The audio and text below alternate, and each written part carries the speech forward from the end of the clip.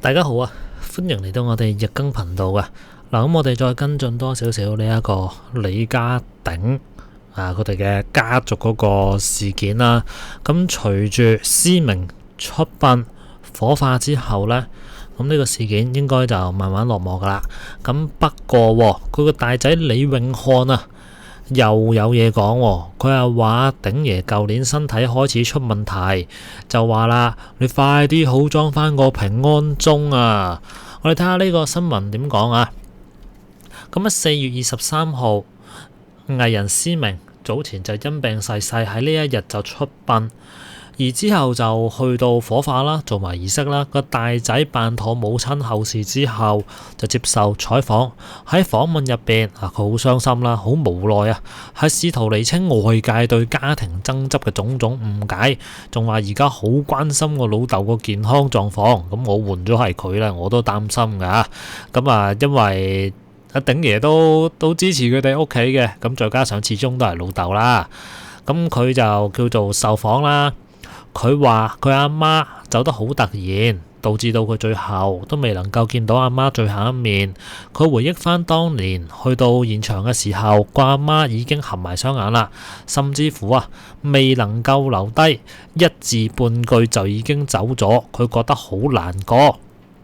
對於外界盛傳就話佢喺阿媽死咗2日之後先公開過死訊，佢澄清處理程序就唔係好似傳聞咁樣去刻意推遲係因為事出突然佢要喺短時間之內去奔走去處理好大量繁瑣嘅實務包括去搞死亡證、打齋法事同各項喪事嘅細節。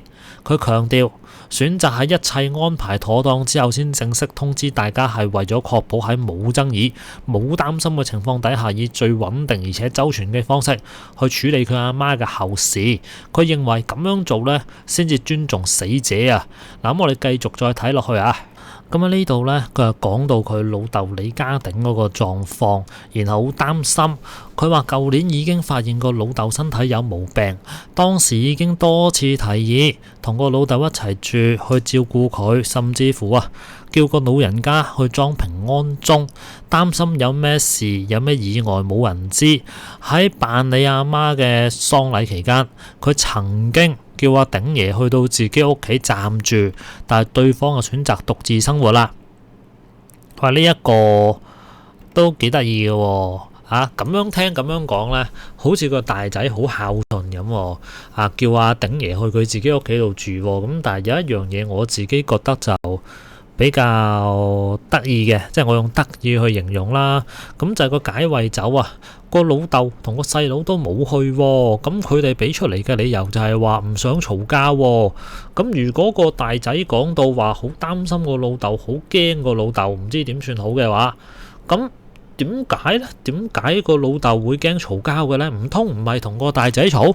咁仲有邊個可以同佢嘈咁其實成件事嚟到而家啦，個口水交呢都係圍繞住大仔同阿鼎爺，仲有個細仔，就大家呢就幾個一齊喺度 battle 噶嘛。咁佢哋喺度嘈法，冇理由就係同第二個嘈嘅解穢酒。咁所以佢話解穢酒嘅時候唔想嘈，所以呢就唔去啦。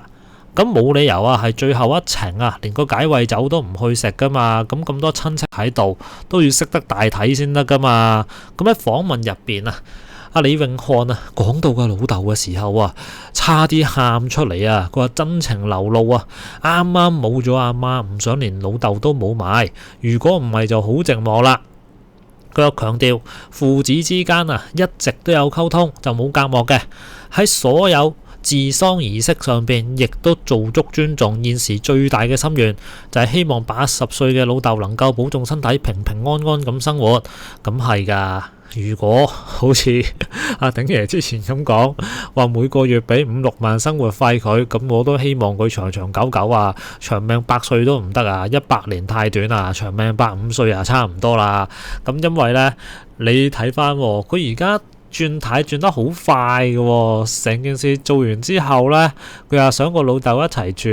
佢個老豆呢，而家係自己一個人住嘅，咁又想一齊住啦。咁跟住呢，又話要照顧佢啦，係咪真係咁孝順嗱，面對李家鼎之前喺媒體上面嘅種種指責啊，李永漢好無奈啊。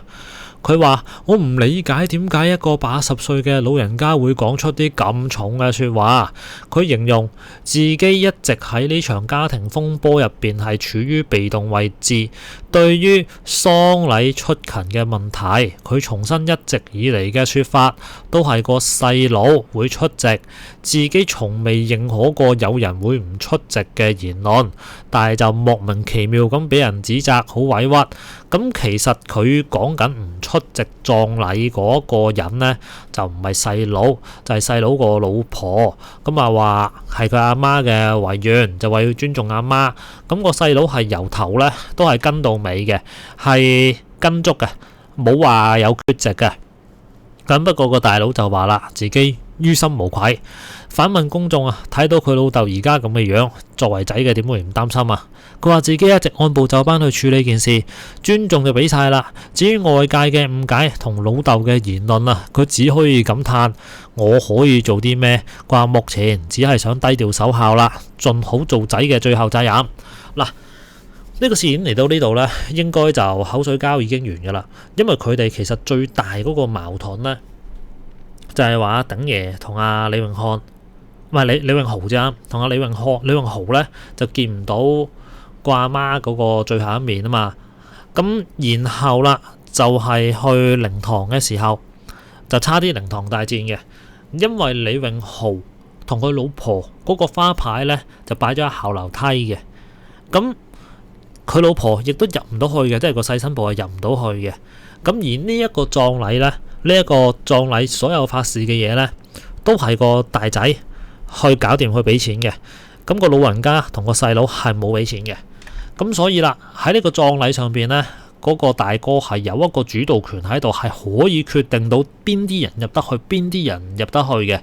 咁所以呢個事件呢，就變成佢哋嘅一個嘈交導火線啦，即係講緊葬禮事件嘅嘈交導火線啦。咁之前嗰啲就唔講啦，咁之前講嘅就係話爭身家，然後又話楊思琦嗰個舊嘅訪問啊，就講到話個大哥呢，就打個細佬，打到細佬隻手就嚟斷咁滯啦。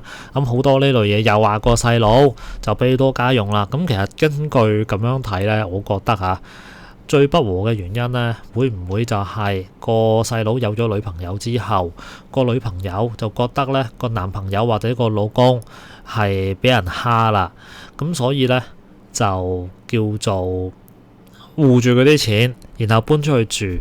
咁搬咗出去住之後呢，就冇藉口再俾咁多嘅家用啦。咁慢慢呢，就個錢唔夠啦，就問個老豆攞啦。咁就變成而家咁啦，就唔開心、唔高興、唔滿意啦，因為就影響到人嘅利益，所以就唔滿意嗰個細新抱或者係細佬嗰個老婆咯。我覺得有機會係咁樣咯。咁當然呢啲猜測啦，未必啱嘅，可能我錯晒嘅。好啦，咁啊，今集呢同大家睇到呢度啦。咁大家有咩想講，下邊留個言啦。咁我哋下集見啦，拜拜。